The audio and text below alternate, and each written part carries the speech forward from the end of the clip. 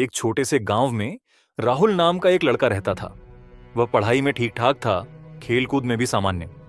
पर एक चीज जो उसमें नहीं थी वो था खुद पर विश्वास। जब भी कोई उससे कहता, राहुल तुम ये कर सकते हो, वह सिर झुकाकर कहता, नहीं, मुझसे नहीं होगा। एक दिन स्कूल में एक घोषणा हुई, इस साल जिला स्तर पर वाद विवाद प्रतियोगिता होगी। जो चुना जाएगा वह स्कूल का प्रतिनिधित्व करेगा।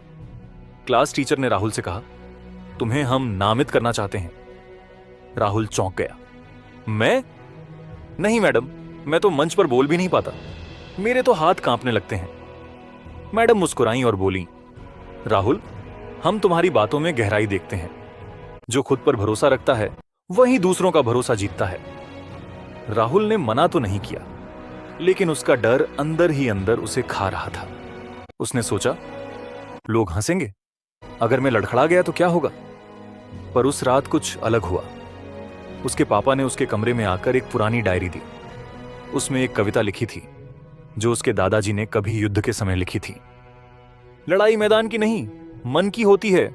जो खुद को जीत ले वही सच्चा विजेता होता है। राहुल की आंखें भर आईं।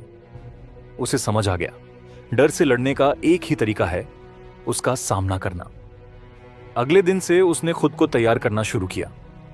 हर दिन आईने के सामने खड़ा होकर अभ्यास करता, छोटी छोटी पंक्तियां बोलने की कोशिश करता, और सबसे जरूरी, वह हर बार खुद से एक बात कहता, मैं कर सकता हूं। प्रतियोगिता का दिन आया। स्टेज पर चढ़ते वक्त उसका दिल जोर जोर से धड़क रहा था। हाथ थोड़े कांपे, लेकिन उसने खुद से कहा, यह डर नहीं, मेरे आत्मविश्वास की परीक्षा है। और उसने बोलना शुरू किया।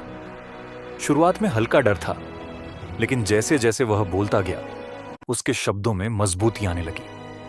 जब भाषण खत्म हुआ तो पूरे हॉल में तालियां गूंज उठीं। वह प्रतियोगिता जीत गया। पर असली जीत वह नहीं थी। असली जीत यह थी कि उसने अपने डर को हराया, अपने आप पर विश्वास किया।